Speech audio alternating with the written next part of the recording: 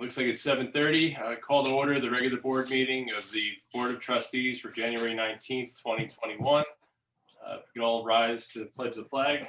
I pledge allegiance to the flag of the United States of America and to the republic for which it stands, one nation, under God, indivisible, with liberty and justice for all. Hopefully now that we're all getting our vaccine shots, we'll be able to go back in person sooner than later. We won't have to pledge the flag in front of a Zoom screen anymore. That'll be nice. Yeah. Approval of vouchers, abstract number 8. These were reviewed. You guys had a chance to get in and review them and sign them? Yep. Is there a motion? Motion. Is there a second? Second. We'll go Dave and then Chris second. All those in favor? Hi. Aye. Aye. Opposed? And just noting, Trustee McKaylee is absent tonight. She had a prior commitment. Approval of minutes for the December board meeting. Are there any changes that need to be made? Dove had submitted a bunch of edits to me, and I made them all. They're included in here, so I think it's okay at this point. All right, great. Is there a motion to accept? Motion to accept? Is there a second? Second. All those in favor? Aye. Aye. Aye. Financial report, Mindy. Okay, so this is our December balance was $235,855.27.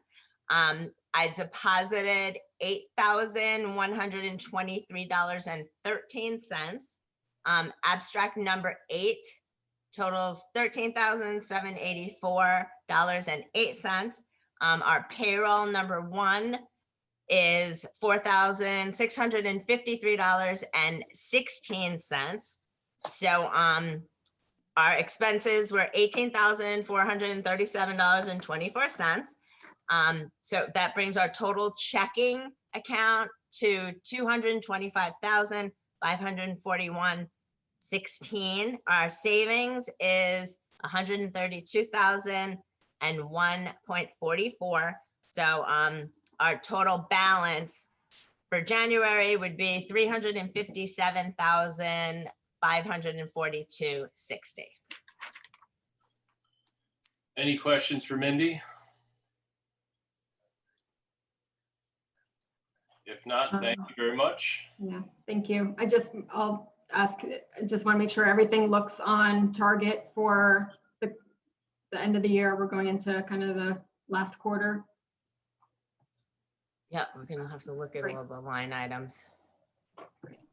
Yeah, for next meeting, maybe we'll just break that out, kind of, what percentage we have left in different things, and if we're over in any, and stuff that we need to look out for before we start the budget process, which is coming up next month, really. Right. Yeah, I got it. We'll have to look at the line items and see where everything is, and if we have to move anything around, and where we were weak and where we were strong. Hopefully, I haven't seen anything really glaring as I'm entering, so we should be okay. I'm hoping. Alrighty. Correspondence. Anybody have anything?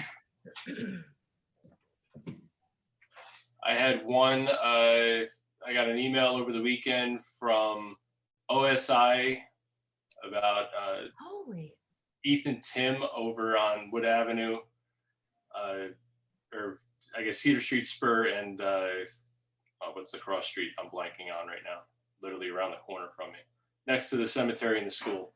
Wrote a letter to OSI complaining about. Say that again. Mountain Avenue? Yeah. He wrote a letter to OSI complaining about this lean-to or shack that was built up in the Nelsonville woods, and evidence of alcohol and drug use there. I didn't even know it existed. So we went up and checked it out Monday and dismantled it. It's been leveled to the ground, and I let the trail committee know about it, because there's probably a good 10-yard dumpsters worth of garbage up there now. How these kids or young adults or whoever built this got all this stuff up there without anybody knowing is, I don't know. Inside there's an entire patio furniture set, a couple coolers, about 15 Yankee candles, cases of beer, all that great stuff. Oh my God. Yeah, it's kind of it's about 200 yards in the woods behind the Masonic Lodge down in a valley. So in the summer, spring, and fall, you couldn't see it at all because of the vegetation. So just be on the lookout if you're in the woods for this kind of thing. I'm just going to give kind of a heads up to the sheriff's department so they can keep an eye out for it too. That was the only correspondence I had. If no one else has anything else. Election day resolution. Mindy. Mm-hmm. Okay. Where did it go? Hang on a second. I'm sorry. Thanks for the huge effort in taking that down, Michael. Yeah, there's still some to go. I mean, they used the electric screw gun to kind of put it together. So as much of the rope that could be cut, we took apart. So. And Paul Halbach was up there too looking at it, and he's going to start taking some pieces here and there. If anybody needs any patio chairs, there's a half dozen of them up there. That's crazy. It's All right, I'm ready when you are. Go for it. Okay. Whereas the intent of the election law and of this board is to enable all qualified persons to vote in the general election of the Village of Nelsonville, which will be held at the municipal building, 258 Main Street, Pearl Street entrance on Tuesday, March 16th, between the hours of noon and 9 p.m. And whereas a registration day is required to accomplish this action, and now therefore be it resolved that registration day will be held for the Village of Nelsonville's general election as follows. Saturday, March 6th, noon to 5 p.m. at the municipal building, 258 Main Street, Pearl Street entrance. I, Mindy Jezik, the duly qualified and acting village clerk of the Village of Nelsonville, Putnam County, New York, do hereby certify that the above hereto is a true and correct copy of an extract from the minutes of a regular meeting of the Village Board of the Village of Nelsonville held on Tuesday, January 19th, 2021, and that the resolution set forth herein is a true and correct copy of the resolution of the Village Board of said village adopted at said meeting. I further certify that pursuant to Section 103 of the Public Officers Law, Open Meetings Law, and said meeting was open to the general public, in witness whereof I have hereunto set my hand and the seal of said town 20th day of January 2021. In other words, I'm going to put the seal on tomorrow, but the resolution will be passed tonight. Okay. So separate resolution for that and the election inspectors as well. Yes. All right, so do I have a motion to pass the resolution for the election and the registration day? Make a motion. Is there a second? Second. Any discussion? All those in favor? Aye. Aye. Opposed? No one? Election inspectors.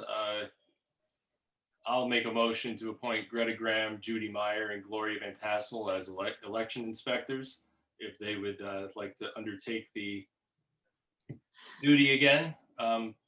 Is there a second? Second. All those in favor? Aye. Aye. Thank you, Gloria. I see you're here, and pass on to Judy and Greta. Thank you for your Thank you, Gloria. to the village.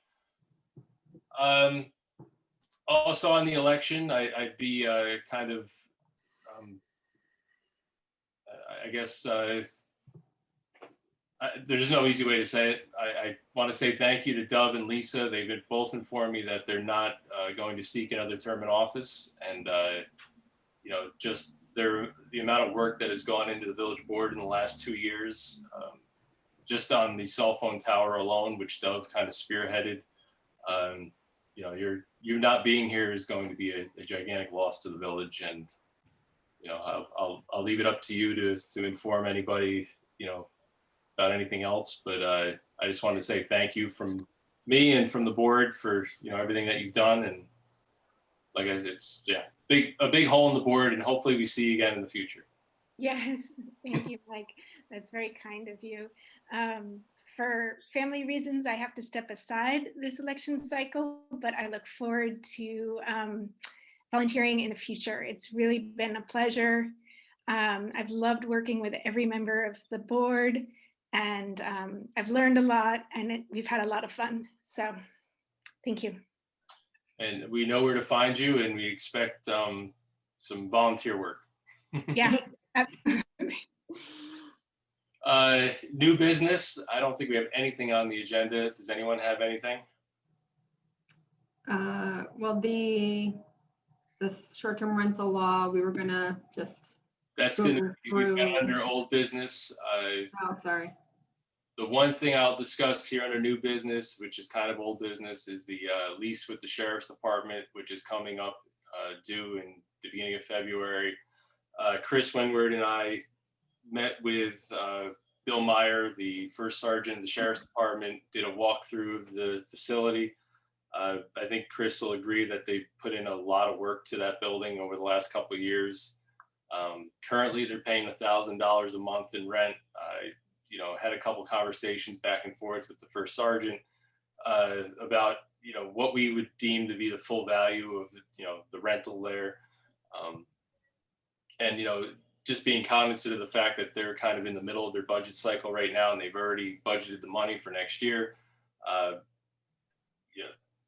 Kind of the Cliff Note version is we came to an agreement to see if we could increase the rent at least to $1,500 a month for the next 3 years. We had our attorney draft up the new lease, and it is kind of the ball's in the county's court now. It has to go through the legislature and for approval, but he's confident that there won't be too much pushback on it. I mean, at least it's an increase after 5 years of stagnant $1,000 rent, and then nothing before that. And then I kind of made it clear to him that at the end of 3 years, we're going to look to kind of recoup the full value of what that building is, given that, we need to plan ahead as a village for capital improvements there in terms of, fire escape and anything else that's deficient in the building.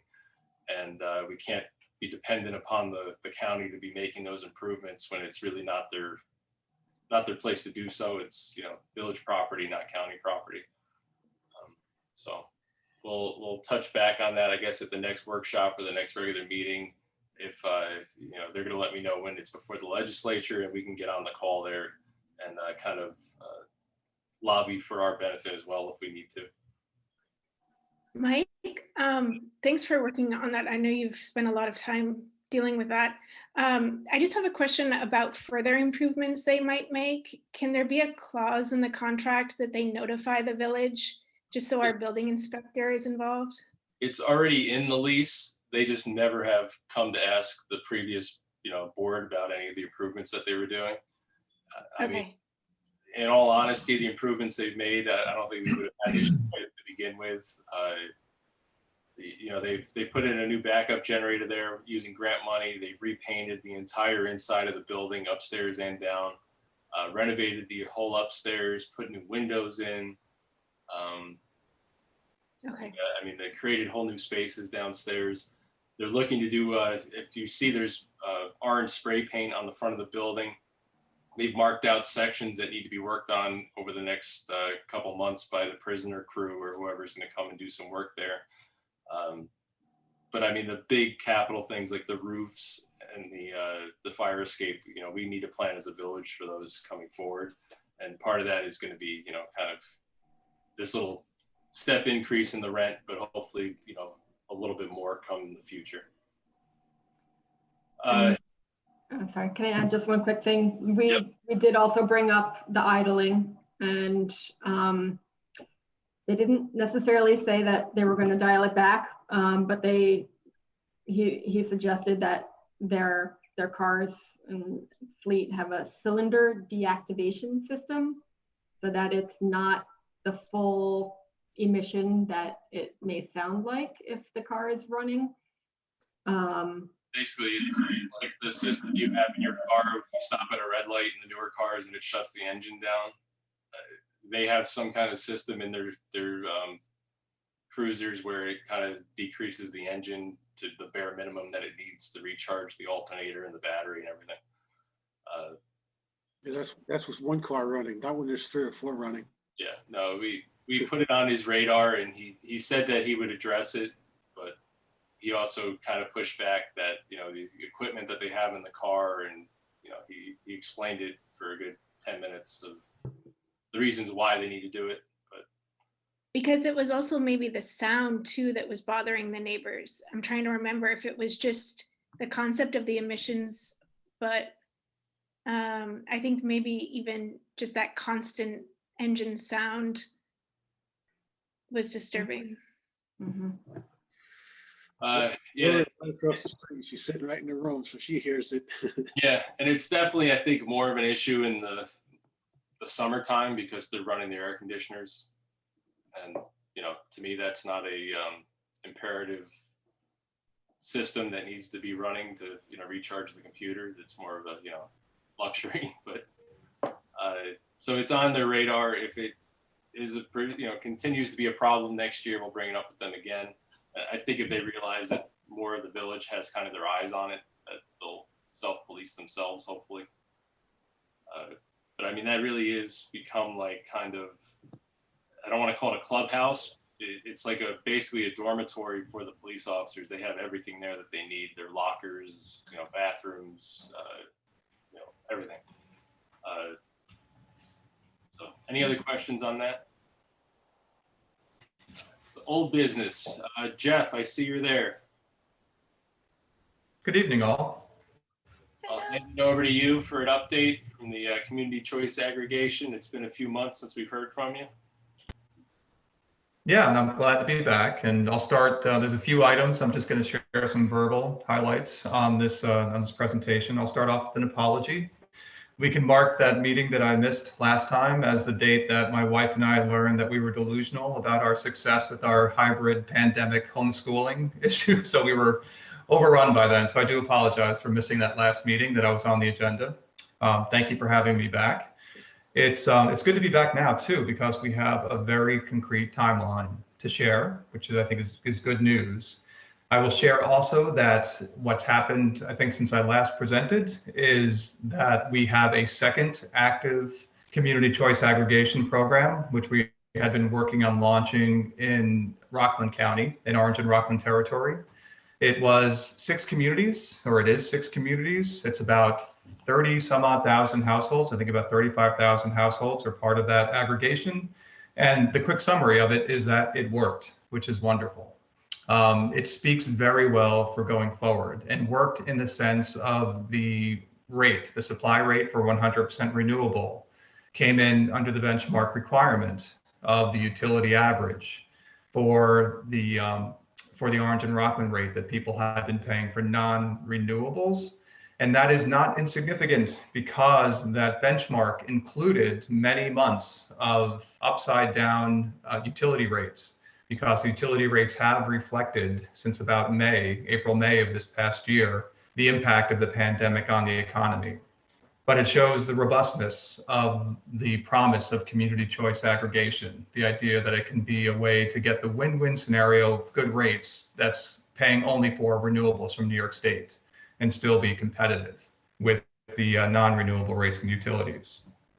So that program is up and running with those 6 communities, and we've been supporting the communities in terms of the launch of the program. And so it's been a busy fall for us, my team, and responding to questions and continuing outreach and education efforts. And we've continued to have conversation, as I believe I mentioned in a previous presentation, with other communities around the Hudson Valley, cutting across different utility zones that are interested in moving forward towards launching a CCA program. Catching up to where Nelsonville is, Nelsonville's been primed and ready to go for some good time. But now, as I mentioned, we have very concrete news about ones that will be joining Nelsonville, and that Nelsonville will be joining, as timing has allowed to happen, the original 10 communities that we launched the CCA program with as part of what we call the partnership, the Hudson Valley Community Power Partnership, which includes Phillipstown and Cold Spring. That launched in the middle of 2019. went live on the members of the community's utility bills in July of 2019, which means that that 2-year contract is coming to a close in the middle of this year, in the middle of 2021, which means we're starting active conversation with those 10 communities to renew, to do it again, to enter into a new supply contract based on the issuance of a request for proposal, which means that in addition to those 10 communities and a few other communities that have caught up to where Nelsonville is in terms of having the local law in place and selecting the Jewel team and about to engage in the public outreach that will be wrapping up soon, Nelsonville will be part of the same aggregation of the original 10 communities, again, including Phillipstown and Beacon and Cold Spring, with a live program. Nelsonville community members will have the utility rate for those who stay in the program, will have the program utility rate on their bills in July of this coming year. So that's the timeline. We did do the requirements after the first 2 steps of passing a local enabling law and choosing your administration approach, in which case you guys chose the Jewel team to work with as your administrator. We did do outreach and advertise public events. We held one on September 9th, which was thanks to, I think most of you attended, which was great. We held another one that we advertised through the Highland Currents, and we advertised to the Putnam County News Recorder. We flyered and we sent it out through social media methods, but we had no one attend the October 19th meeting. I think it was just maybe caught up in the fervor of what was coming down the pike in terms of attention. We had a very busy fall with a lot of other distractions out there.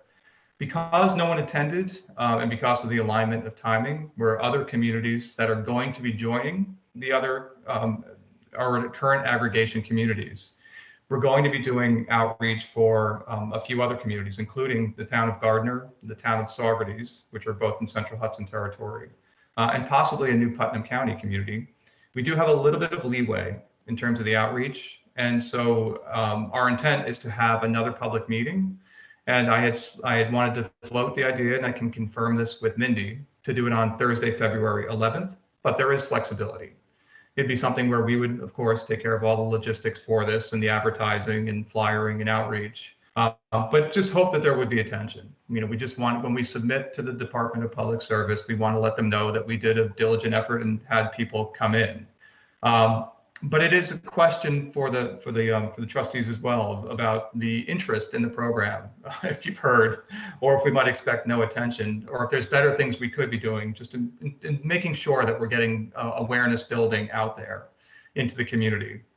In addition to this event, I will say also, because of this fascinating virtual distance world that we live in, it's very easy for folks from other communities to attend another community's event. And so we will share with you to your levels of interest, putting your individual emails or sharing it just with Mindy to share in other places, the public events that we'll be doing for Saugerties and Gardner and the other communities that'll be joining. So that you can attend those events, or anybody in Nelsonville can attend those events as well, just so that they understand what the program is about and how it will operate. And so that is our intent. So that's the gist of what I wanted to share. Again, that we're moving into the end of the public outreach requirements, suggesting we do one more public event on Thursday, February 11th with advertising. But that will lead to a review that will be shared with you of what the supply contract requirements would be in approximately the March-April timeframe, with the issuance of the request for proposals to the suppliers to bid to be the supplier for the program. That will happen so to allow the program to go live following the public outreach, which would be in the start of the summer, which would be May and June, with the program going live in July. So I will stop there. I just one additional point, just I noted on my agenda, and in case you want to correctly identify the right Jeff Demansky, if you're Googling me, to make sure I'm on the up and up. It's an I at the end of my name, okay, not a Y. sorry. That's okay, and that's only for Googling purposes, just so you get the right Jeff Demansky. But thank you for allowing me to give you the update, and I'm definitely happy to answer questions. Jeff, do you think all of the original 10 are going to re-up, or have any indicated that they're not going to?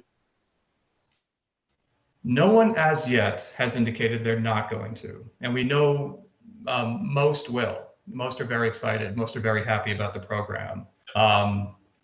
There's a couple of communities that they had two different issues in terms of just member community concern, but it's gone well, and we hope that we've proven that there is value in the program, and we do very much hope that all 10 will. We have no indications otherwise at this point.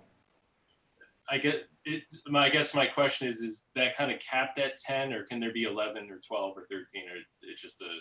Oh, there can be many communities. There's no cap. There's kind of diminishing returns at a certain point, but we're nowhere near that. You might remember me saying at a previous presentation that when the pilot program launched in Westchester, that was back in 2016, that was 20 communities that represented about 100 and I think a little bit more than 100,000 meters or community, and that was intimidating back then, as the pilot to the suppliers.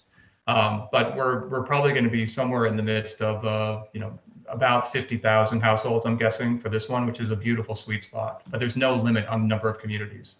Great. Anyone else have questions for Jeff? Anybody from the audience? If not, then yeah, if you could send us notifications for other meetings that you're having with those other communities, so we can let everybody know. And I don't think we have any issue with there being a meeting on the 11th. That seems like a pretty good date. The only other suggestion I would make is possibly doing it on maybe the night of our workshop, so that it may add a little bit to the publicity of it, but honestly, probably not. It's just, it's a small town, and how well attended was the 919 meeting? We had about, I think about 10 people total there, which is not bad for a small, community. So that's good. Really good. So yeah, we'll go ahead with that. And then, yeah, I mean, the timeline sounds great. We've been working on this, or working with you for going on probably almost the 2 years. Mm-hmm. So it's good to have kind of an end in sight here. Yeah, we're excited. We're glad we actually closed the door on a number of other communities that are not going to get into this timeline. They'll be in an aggregation. They'll start in 2022, but I'm feeling good about the fact that we have a nice, solid timeline that we're working on. Great. Thank you very much. Thank you. Thank you all. Have a good evening. You too. Village Green discussion. Mary, are you there? I am here. Can you hear me? Yes, we can. I don't know why you can't see me. Do you have me? Well, We cannot see you. I know my camera is saying it won't connect. Let's see. I don't know why it just worked earlier, so I'm sorry. It's all good. We as long as you're here, we can talk to you. Did Mindy kind of fill you in on what needs to happen or what we're looking to happen? Very, very briefly. So I think it'd be best if you fill me in. That'd be great. We're having some issues with the motion sensors or the photo cells on the lights in the park, where some of the trees, the larger ones, are overgrowing them during the summer. So they're running all day long. So we need to prune some of the trees and some of the vegetation in there. And since you were the expert that really designed the park, we were hoping that you may be available to assist in giving our highway guys kind of guidance into proper pruning and maintenance so that we don't destroy or kill anything. Okay, and it's determined that the photo cells are working? I mean, well, that's yeah, and actually this kind of plays into a larger discussion we're having. We're talking about having those fixtures switched out to LED lights right now. Currently, there's only 3 of them that work. I actually went down this today. So the one on the corner works, and then the 2 in the center of the park are working. The issue is really on these ones in the middle of the park. You can see how the trees are kind of all grown around those.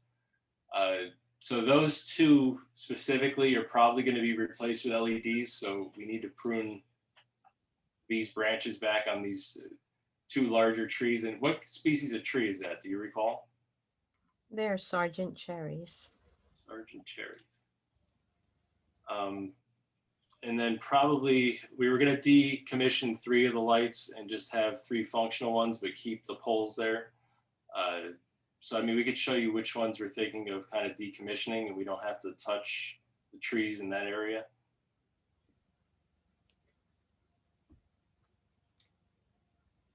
Do you have any thoughts on that?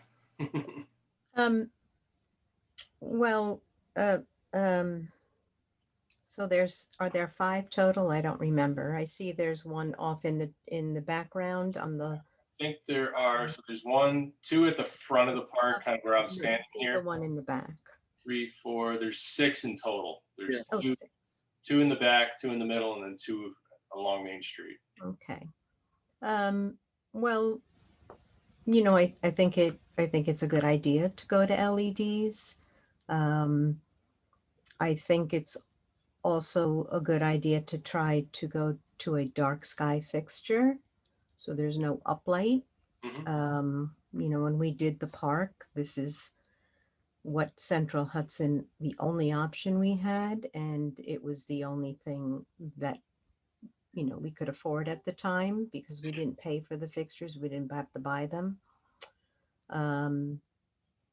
So, you know, I don't know what fixtures you're considering, but We, you know, we there's haven't sort of this where it's a day-to-day use that, you know, doesn't have as many people obviously needing light. And then there's the special event type lighting that would be nice to be able to have a dimmer so that you could up the wattage or, you know, the brightness of the lights. And maybe I had mentioned to Mindy, maybe depending on the foot candles that you get with the 3 fixtures, you know, you might consider some bollards. You know, maybe that's all you need on a day-to-day, but you know, there's budgets and there's everything else to coordinate on those ideas. Yeah, originally we wanted to switch them all out to LED and keep all 6, but in the process of it, we learned from Central Hudson that there's been kind of a billing error for the past 20 years where they're undercharging us for these fixtures. So any cost savings that we would get going to LED are kind of washed away by this, you know, billing error that I guess has been carried over year to year. So it would actually be an increase in cost if we change all of them over to LED. So we kind of settle on maybe doing 3 of them to kind of keep the money even. Maybe think of doing the other 3 later on if we deemed that it was necessary. But we very preliminary talk to them about this. We haven't looked at any kind of other fixtures or anything like that. Are you actually changing the existing fixtures out? Are they repurposing them? They're keeping the poles or giving you a new head? How's that? You spoke to them. They were going to keep these fixtures, right? And just switch them out. Switch them out, yeah. Keep the poles as they were. But I think Mary's question is the head of the pole is going to stay the same lantern style, or do they have to? We didn't get into all of that. They just basically kind of like said you could change them out. You know, they mentioned that the fact that they own the poles, we rent them, type of thing each month, and to eliminate the bill was to prune the trees back, and then go from there. So would you be willing to kind of work with us, Mary, if we set up another meeting with Central Hudson and just talk about this and, you know, what our options are in terms of the lighting, you know, what they see as being the issues with the vegetation and needing to be trimmed back. I don't know when the last time is there's been a thorough kind of weeding or upkeep of the park. I know you were involved for a few years with it, but have you done anything lately with that? I worked with Mark. It was a few years ago. Everything seems like 10 years ago or 1 year ago, but I worked with him. I don't know if you remember, Mindy, but I spent, like a day out there with him, or he spent a day and I worked It was alongside him. at least 3 years ago. Yeah. Yeah. And then I think he must have removed this, a dead juniper that was up against the fence along the house there in the middle. So yeah, I'd be willing to, come out and meet with Central Hudson. Did they, I thought you said something about you had some fixture options, or no, you haven't gotten to that yet? No, we haven't even gotten to that yet, really. Okay. Just basically they gave us the cost breakdown of what a straight up switch to LED would be, but we didn't get into the details of what it would look like. Okay. All right, excellent. Well, and is your idea that all 6 fixtures would be working, 3 would remain as is, and these 3 would go to LED? Well, as it is right now, like this evening, only 3 of them work. Yeah. The one on the corner of Pearl and Main, and then these 2 that you see in the pictures in the middle. But Yeah. the other 3 are out for some reason. I don't know if it's a breaker or the bulbs are out or what's going on with them. I should have been more clear. Is your hope to switch at least at this point, to switch these 3 working fixtures to LEDs and then to get the other 3 working? So you'd go back to 6 fixtures. I think we're looking to ultimately only have 3 that are actually working and that we're being billed for. And then Okay, because I think you'd also have an issue with color matching. Yeah. So that would look a little odd. Yeah, I mean, ideally, Central Hudson eventually will switch everything on Main Street to that one on Pearl Street in the picture you see with the white light, so that we don't have the yellow tinged sodium lights anymore. But Bright light. Yeah. But even with that, there's different color LED, and we should still try to stay at, hopefully they'll have the option for 2,700 or 3,000 at the brightest. Those are still a warmer white light versus that street light, which is very bright and cold. Yeah, we need to have that discussion with them, because the last time we talked about it, basically that fixture on that light pole is all that they were offering us. And the only way to dim them was to spray paint the lenses. That was their official take on the village. Okay. Well, Crazy. okay, so I'll wait to hear back what you think. I'll reach out to Central Hudson this week, and I'll let Mindy know, and then we'll set up probably like a site visit where we can all get together and take a look at what's going on there. Okay. In the meantime, I will do a little walk. Excellent. And see what we have. All right. Thank you very much.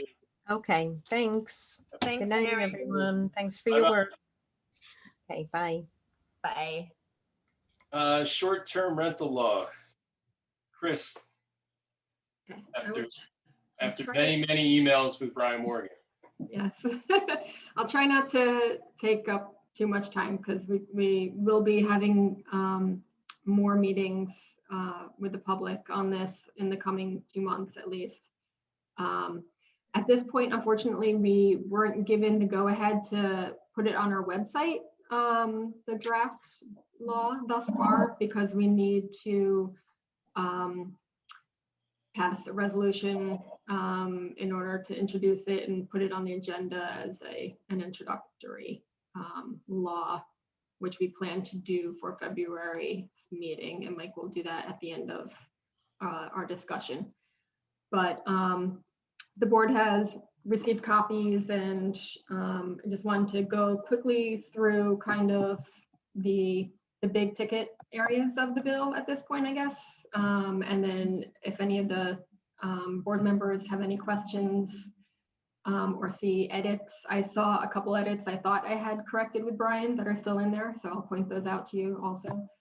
And he did say today that whatever we come with edits from tonight's discussion, he'll incorporate tomorrow. And then I presume the next step would be we would be able to put it out on our website like we usually do before the next meeting.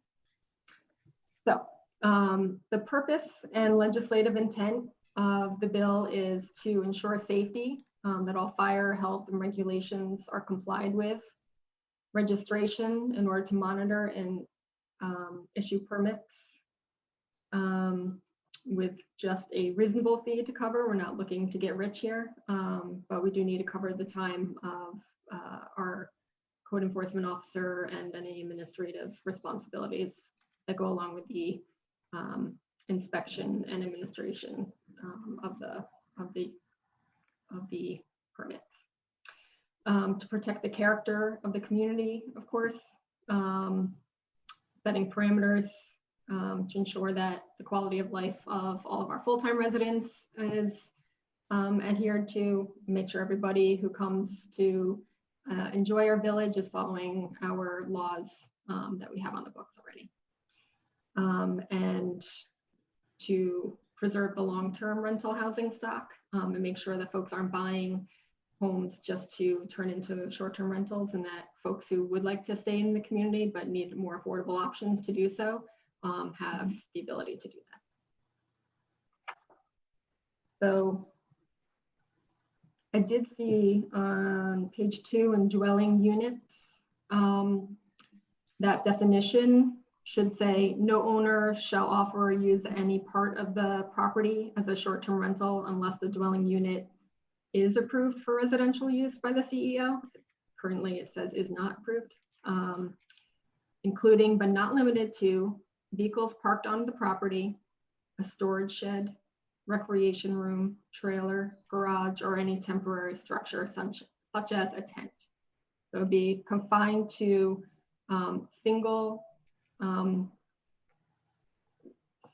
or multiple dwelling homes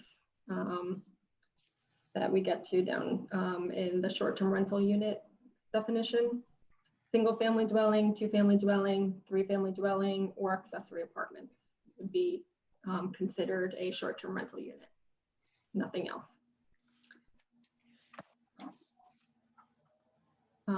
Occupied primary residence, we're suggesting to start at making sure that folks who own the properties are residents full-time at least 185 days per calendar year. And again, the intent there is to make sure that they're actually residents and that they're not buying it just to turn into short-term rental. If anybody has any questions as I'm going along, please chime in, or if you saw anything in the pages as I'm going along that I'm not mentioning, feel free to speak up, please. I want to point out on page 3, registration and permit required.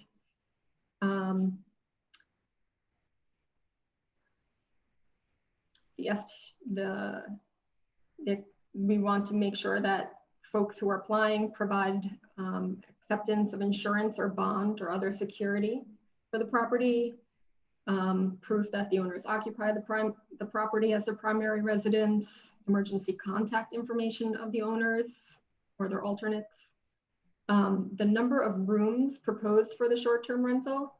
That's going to be important for proving how many folks are allowed to be in the unit.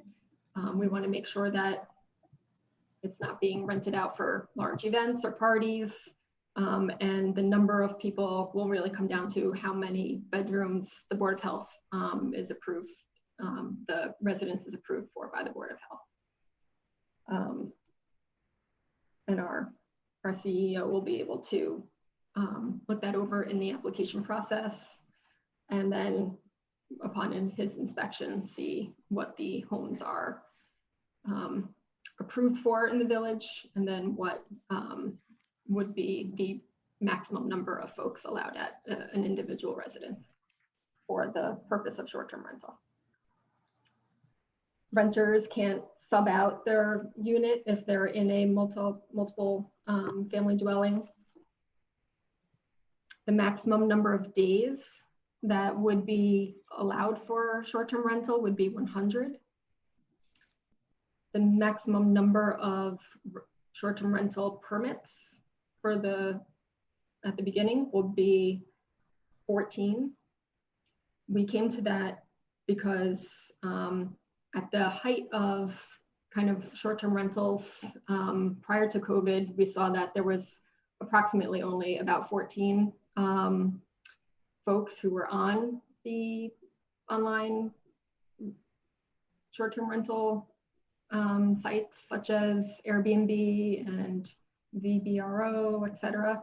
And that also happens to be 5% of our 270 taxable properties in Nelsonville. So that kind of sounded like a good place to start, at least. Make a comment, Heather. I kind of like having the number reflected in a percentage of households in the legislation, like keep it at 5%. So otherwise it could seem a little random, like why were 14 chosen?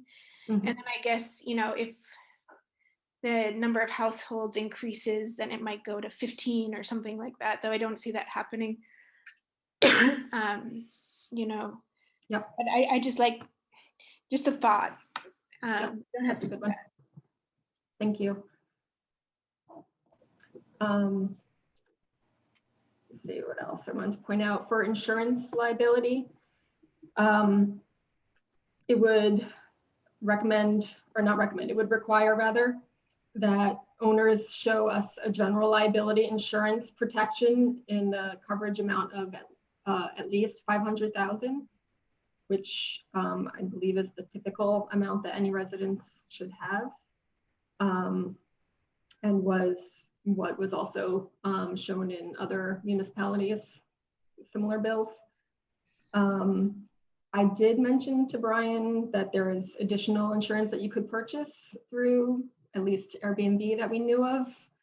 And he had kind of written in that, but then it wasn't broad enough to cover all of them. So I think we should maybe revisit with him, at least adding, or in addition to the general liability insurance, any additional available insurance that would cover. But I don't think that we could require the additional insurance at the village level.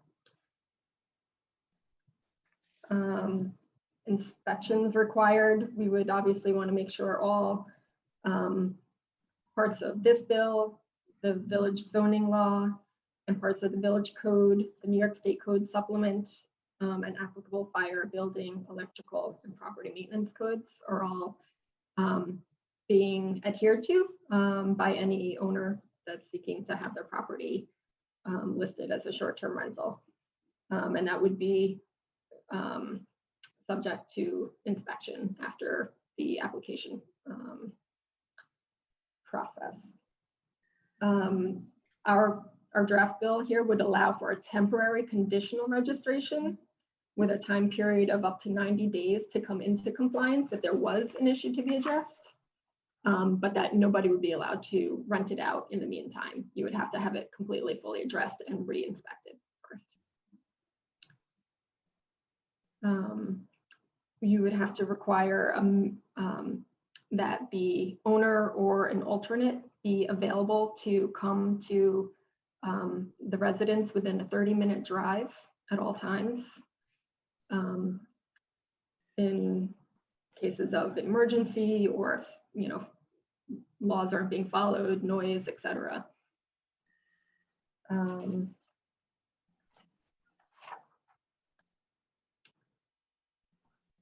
Off-street parking, we heard some of those concerns from the survey we did that we wanted to make sure that we included here. And we are suggesting at least having one off-site parking space available on the STR property itself for folks to park. Emergency access, there is sometimes shared driveways or close by driveways or sidewalks that we want to make sure folks aren't blocking, of course. And then a general warning to renters. We would have kind of general guidelines about noise and other village laws, garbage, that we would want to make sure are posted in any rental unit.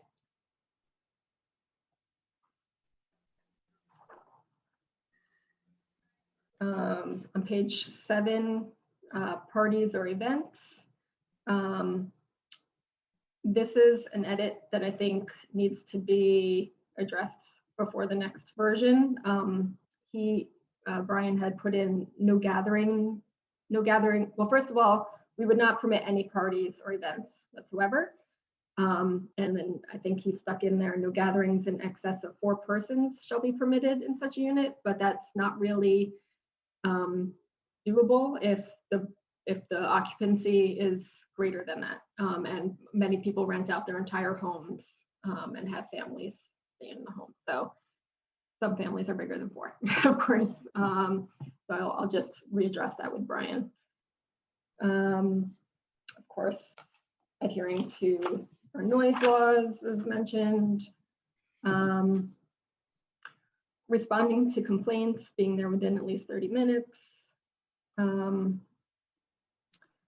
rental registry will be important to record the number of days that a unit is being rented. Again, we don't want it to be rented out for more than 100 days a year.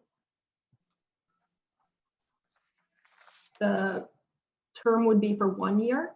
So the owners would have to reapply on an annual basis and have another inspection done just to make sure everything's staying compliant.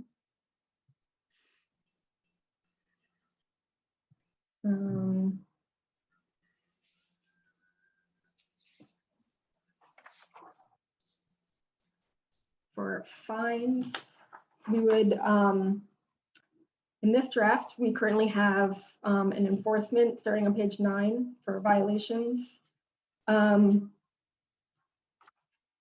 a process for fines. It would kind of be set up as a 3 strikes, you're out in 1 year. The first fine would be 250. The second fine would be 500, and a third would be 750. And if it occurred within 1 year, that would kind of be the third strike, you're out. You would not be allowed to host again for 3 years.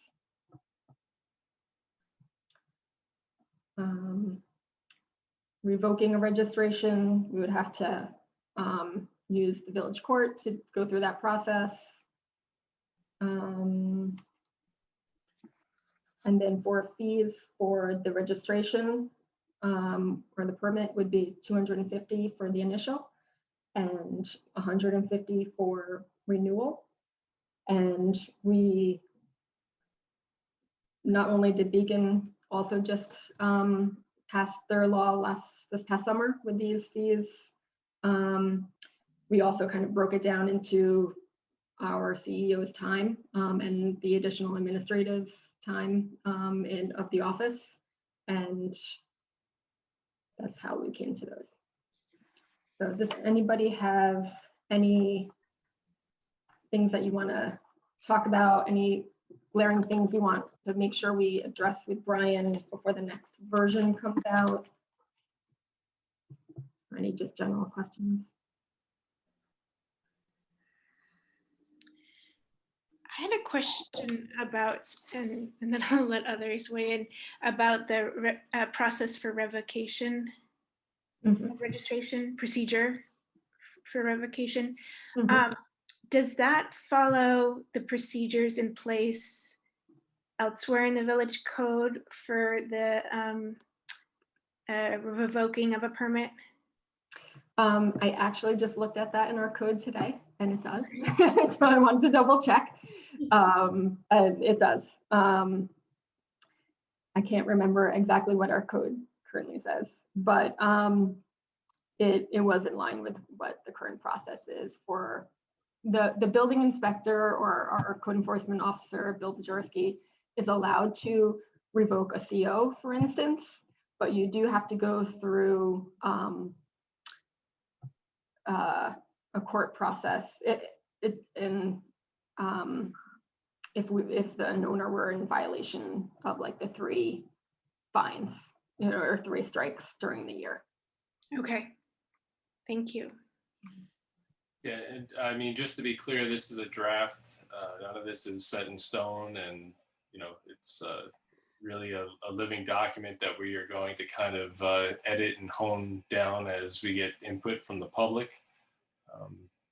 I mean, there's a couple things, you know, that in terms of like the no party rule and things that we've discussed, you know, how is that even enforceable from a village standpoint? So, I mean, there may be some things that we will end up purposely leaving more vague, I guess, than as clear cut, because yeah, I don't know how we prove that, you know, there was a party of more than X amount of people at a residence on said date, and I don't know. I think this code is pretty much it's been written as a combination of the ones that are out there right now, so we just need to kind of find the one that fits best for here, and I think we're close to it. I don't think anybody who has an Airbnb right now is going to look at this and really say that it's an overreach in any way. It's basically just to ensure safety and accountability for Airbnb and short-term rentals, because right now they exist and they're not really, they're against our code, but not really enforceable on our end. So I don't know if anyone else has anything to add or questions. Brian did give me a kind of generic motion here to make so that we can kind of move forward with this on February 15th. I'll ask for a motion to make discussed edits to the draft STR local law and publish notice of hearing to be held on February 15th, and the draft notion of hearing to be sent by council to the clerk. Is there a second? Second. Any discussion? All right, all those in favor? Aye. Aye. So that'll move it forward a little bit farther, and we'll discuss it again on the 15th. And I don't know if we're gonna, Chris, are we gonna be able to post the draft law prior to that, or is that kind of the night we introduce it? We didn't get a clear answer on that. I would hope that it would be in advance. Yeah. That's my hope. Because we do want to hear feedback from folks. Sorry, I think I missed that. The 15th will be the first public hearing. Is that? Yes. Yeah, okay. We should talk about how we announce it so that it's clear to everyone. There's gonna be at least 2 public hearings. Yeah. At least that's my take on it. And I anticipate that, you know, hopefully we get a good turnout of people who want to, you know, have their input into the law. I know personally I've been in contact with at least one individual who owns an Airbnb who's pretty passionate about this. So I anticipate, and I actually hope that they join the meeting and really contribute to this, because it's going to affect them more than anyone. And we'll advertise it in the paper too. Yeah.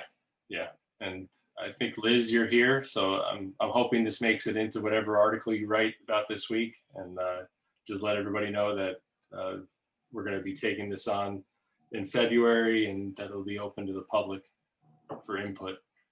So you're going to have a public hearing, a formal public, legal public hearing, or you're just going to have a public meeting to talk about this on the 15th? The former, a legal public hearing. Yeah, it's going to be the first in 2 public hearings about the local law that's proposed. Okay, so you're not going to introduce it at a workshop or something ahead of time and say, okay, everybody, here's the draft so far. Next week, we're having a formal public hearing on this. That's what we're kind of doing tonight. So our lawyers having us do this resolution this evening so that we can move forward on it move forward with it on the 15th. I'm just checking now. So yeah, I mean, 15th is our next public meeting of the trustees. The 10th will be the workshop. So I'm assuming it's going to come up at the workshop as kind of introduce it and move forward with it on the 15th. Okay. We were hoping to have the draft done this evening, but you know, we ran into some issues with our attorney trying to, you know, getting back to us in a timely manner. So Well, it looks like you've got a, you know, pretty well-developed draft, but if he still has to tweak some stuff, then. No, there's definitely things that Trustee Winward has asked to be tweaked in previous versions that are still here. And yeah, we just need to kind of get it to where we want it. I've been pushing for us to be able to get it in front of the public ASAP, and it's been dragging for some reason on his end. Yeah. But we would very much like to hear from everybody as soon as possible and want to get everybody's eyes on it. Okay. Well, I will try to put it into my story, but you know, I don't have control over what goes into the paper if things get cut. Yeah. Thank you. We'll make sure that it gets out there via social media and any kind of paid advertisement that we need to do. Okay. Anything else on the STR law? If not, I think that's everything, unless someone has any other issues they'd need to bring forth. Nothing? Anything from the public for public comment? I had a question I wanted to ask. Yeah, Heidi, go ahead.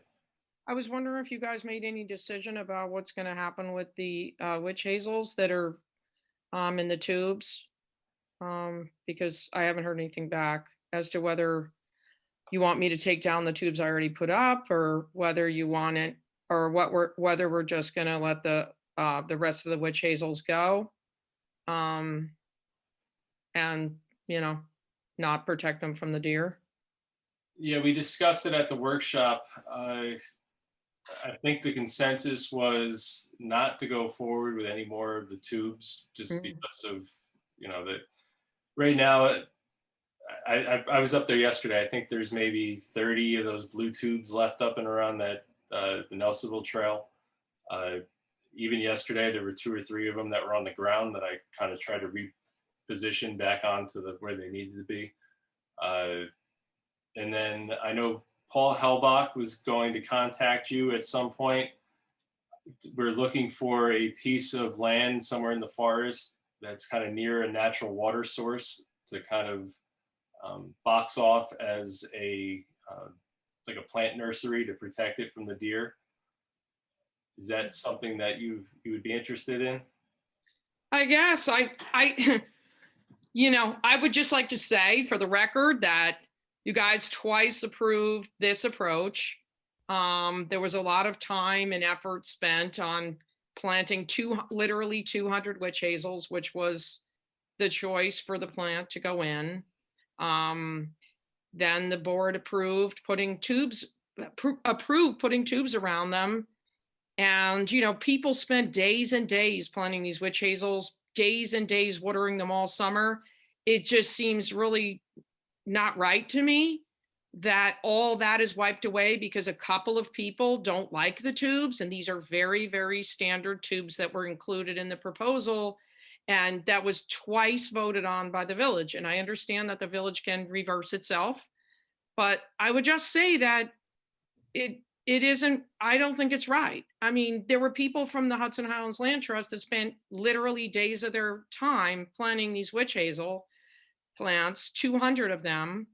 And I don't think that the people who now say, I don't like the tubes, there's a big difference between the blue tubes that were put in at the Girl Scout Volunteer Day, you know, a couple of years ago that I think a lot of us participated in and were considered, you know, on appealing. There actually was kind of a intermediate step here that we had discussed last meeting. Is there any way that the mesh tubes that you have now, can you spray paint them a different color, like a green or something like that would blend in better? No, that is not possible. I've offered several times though to replace the blue tubes with the mesh tubes, but you can't just spray paint those mesh tubes. They're biodegradable. You can't put something toxic. I don't want to be part of, I guess if the village wants to do it, but then I'm not going to donate my tubes to be spray painted. It was an idea that had come up last meeting about making them blend in better. That was it. Well, it's not possible. It's not possible. Well, it's not possible for me because these tubes are the highest quality tubes used for forestry restoration projects. They're biodegradable. They're not toxic for the woods. That's important. If they're spray painted, that's obviously a really different thing. You know, it's like that's not healthy for woods. So I offered to replace the blue tubes with using the mesh tubes, which were frankly, you know, they were part of the proposal and they were suggested by the New York, New Jersey Trail Conference as the best possible tubes that you could get anywhere. But I understand that because 2 people oppose it, you know, the rest of us just have to have sacrificed our time and effort. But I don't think it's right. I just want to go on record as saying, I think it's wrong. I think it's unfair. And I think it's kind of sad because if the witch hazels still make it, great. But if they all die, I don't think that's right. And I guess there's nothing I can do about it. But I just wanted to say that I think that's kind of sad. Well, For all the people who spent so much time.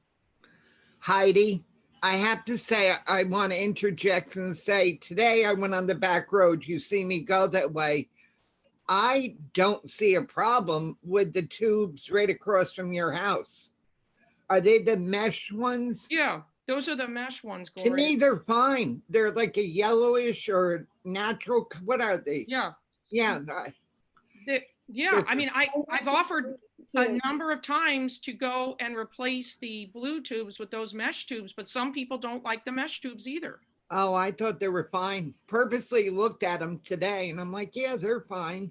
Well, thank you, Gloria. There are some people who don't like them, but I have to, whatever. Heidi, so be it. I think the mesh tubes are a good alternative to preserve the seedlings that were put in. You know, we don't have to use them for future projects, but I do think the preservation of the work that was done last spring is important. Mm-hmm. We approved it as a board. Even the trail committee approved it. You know, that proposal was submitted to the trail committee in advance. I think it's great that we're thinking of alternatives for future projects. I totally agree, yeah. You spent your own money to buy those mesh. I'm sure they weren't cheap. And aesthetically, they don't bother me because it's quite clear why they're up there. The blue tubes are another issue for me. Like, it's really hard to tell why those blue tubes are up, but the mesh is sort of standard you see in natural habitats. And you know, personally, I have no issue if you want to replace the blue tubes along the Nelsonville Trail with those. I think the issue we run into is that you get these concentrations of the tubes in the woods and not like concentrated in one area, which is kind of, I think, what people were talking about setting aside a piece of land that we can use to nurture these plants to a stage that they can be replanted without the need for these you know, foreign materials in the woods. And I understand they're biodegradable. And like Dove said, the real impetus of this whole discussion was those blue tubes, because those are plastic and they are all over the forest when a big storm comes through or something like that. And, you know, I'm glad to hear that you've been keeping up with those, because we weren't even sure which of those original plantings had survived or not. And I just yesterday walking through there, the numbers diminished a lot from where it was originally. Well, I'm sure the trail conference thought that we, as big boys and girls, could probably look ourselves at the top of those tubes and maybe take it from there. I mean, the trail conference has, you know, hundreds of miles of trail that they have to maintain. They probably figured that a village of, you know, able-bodied people like us could probably take it from there. And if we didn't like the blue tubes, just replace them. Big deal. Like, I don't think we should just say, well, trail conference, what do you want us to do? Like, it's not that big a call to just replace the tubes we don't like with better tubes. And I'm happy to do it, but I actually was told don't do anything until further notice. I have the tubes sitting in my garage, happy to replace the blue tubes, you know, anytime. But I didn't even know if you wanted anything. Maybe, you know, I think it's a shame it's not a good message for the Girl Scouts to say, you guys and your parents spent a whole day out here putting these in, but we're just going to let them go. I mean, that doesn't seem right to me either. So that's my 2 cents. Can I add a thought? And first, Heidi, thank you so much to you and Joe for your tremendous efforts and everything and cost that you guys have put into all of the trail seedlings and et cetera, and the garden at the trailhead. Thank you 1,000 times. If we didn't have you guys, we wouldn't have any. I think, you know, you're obviously spearheading this, and we wouldn't be as far along in the regrowth process, and really appreciate your efforts. A thought I might have is, I noticed, I think where at the trailhead, there was like some nice little education about the plantings for butterflies in particular. Could we add some education along the way of what these tubes are doing to help educate the public, you know, because maybe they just don't get it. But if they knew the importance of protecting the saplings, that might help a little. I mean, I'm happy. And not to put it on you to do it, Heidi, just I don't mind doing it. So like, you know, I just don't want, I got, some people were wondering why I put up signs like, you know, for the butterfly, for the pollinator plantings. So I just want to make sure you guys approve it. And, you know, I'm not seen as going off the grid kind of. So, but I do think it's a great idea to put in the enclosures. And the only issue there, and by the way, just in case you wanted to, I did order 100 saplings of supposedly deer resistant in case you wanted to try again, you know, so we learned a lesson a little bit from this experience, because we thought the witch hazel were going to be deer resistant, but turns out the deer bit off all their buds. Despite, you know, I mean, it just happens. In the first snowstorm, they ate the buds. But anyway, so I ordered like 100 saplings that hopefully are more deer resistant from the DEC nursery in Saratoga. And I could order another 100 and then we could put them all in an enclosure. And if Paul wants to pick where he, you know, would be comfortable having that, then that'd be great. That'd be amazing. And they'd be much easier to litter too. That, I think going forward, that was the plan, is that find somewhere where you're close to natural water so you don't have to lug the water through the woods and all that stuff. And, you know, kind of close them off until they're big enough and ready to be taken out and planted from there. I mean, 105 acres, whatever it is back there. I mean, we've got plenty of room to do it. And yeah, Heidi, I appreciate every single thing you do back there, and please don't take, you know, my aesthetic judgment on blue tubes or mesh tubes to be, you know, a deterrent or any kind of detraction from any of that. It's just, you know,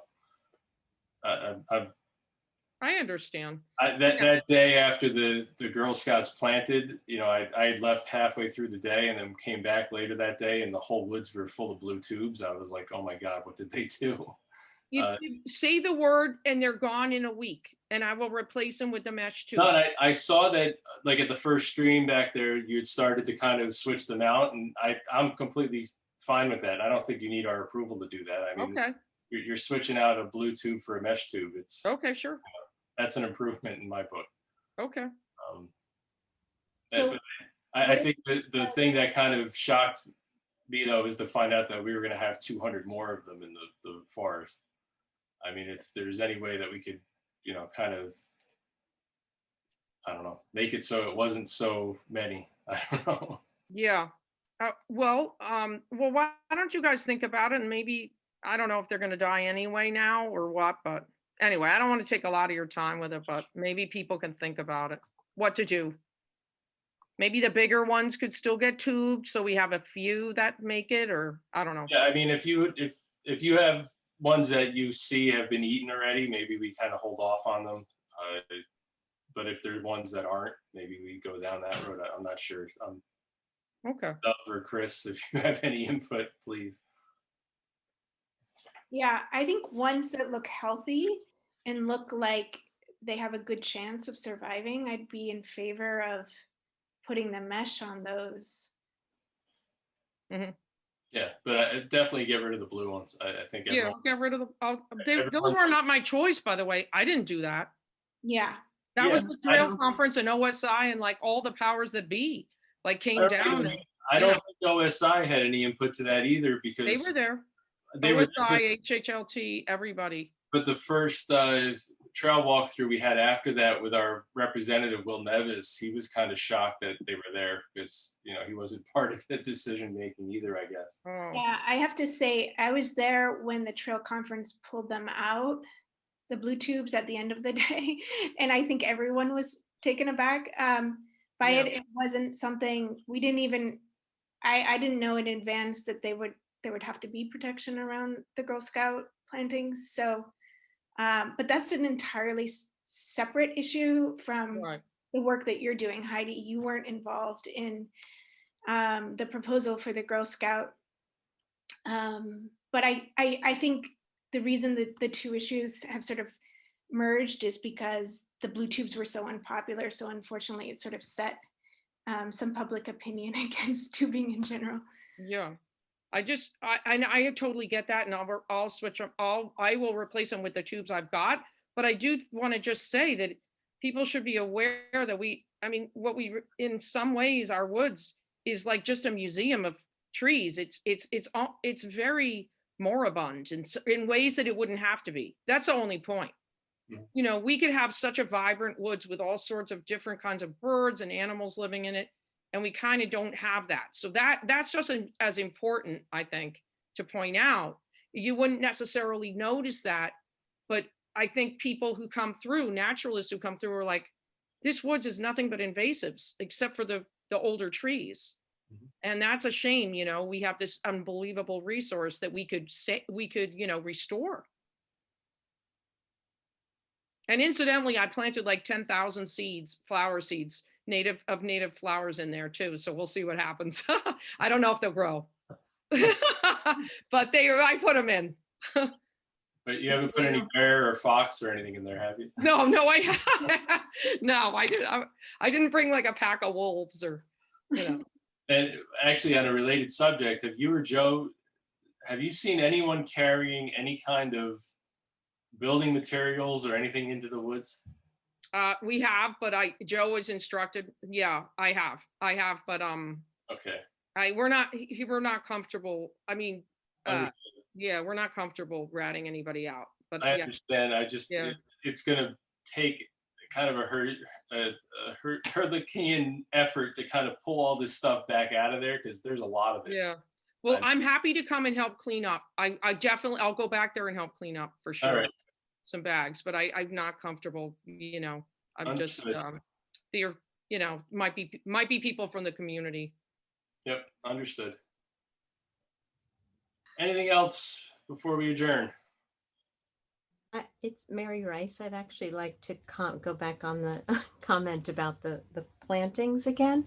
Sure. I actually think that the tubes, I support them entirely. Thank you, Heidi, for your work. I have not met you, but I'm very impressed with the amount of work. I think that is a critical part of restoration planting, and it's useless to try to think you're going to be successful without them.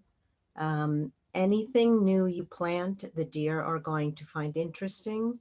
And I actually would recommend that you do a little bit more conversation about the idea of doing a nursery garden and then transplanting, because the whole idea about those whips is that they're minimally invasive, disturbing soils, and they have a better chance of surviving than a more mature transplant, which will also require, you know, more disturbance in the woods where you're doing the nursery crops. If you keep it going, that's okay. But then when you go to transplant, there's a lot of soil movement. It's a bigger hole. It's more disturbing.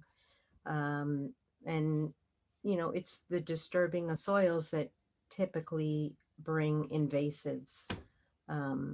So, you know, I think that what Chris said is exactly right. I think that we need to educate the public on how fabulous the nets are and the seedlings are and what the whole program means and how, you know, the long-term goal is to restore our woods. So, you know, I think it's a great start and an immense effort. So thank you. Thank you, Mary. Thank you, Mary. And yeah, that's one good thing is that you drive by Heidi's house every day. So I hope you two can meet each other, and definitely a great resource that we can bring into helping find a solution. And Mary, we'd love your expertise on the trail committee if you want to join. Okay, sounds good. Okay, great.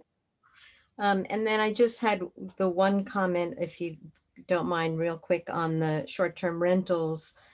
I totally agree about the party and event issue, because I mean, a family that gets a house for a West Point graduation, and you know, they're getting together and having dinner with the other party, that, you know, it's whatever that means. And also the issue about the cars, maybe like our code, there is a limit to how many cars. You know, if it's 6 people, is it 2 people to a car maximum? Is it, you know, no more than 2 cars, you know, depending on if you have on and off site parking. But I think maybe a little more clarity on that number, how you would calculate, might be good. Yeah, that, and I think there is kind of a line we need to draw between kind of ensuring the safety and, you know, the enjoyability of the neighborhoods and stuff, and being kind of the police force of this issue, because it really, like I said, a lot of it is unenforceable, and, you know, yeah, it becomes more of a hassle than anything. You know, and it's really, I don't mind if my neighbor's renting out, and it's just not loud and abusive, right? So that's where the community policing would come in. So. Yeah. Thank you. That's it. Thank you. Anybody else? Do we have a motion to adjourn? Motion. Is there a second? Second. All those in favor? Hi. Aye. Have a great evening, everybody. Good night, all. Night. Thank you, everyone. Bye-bye.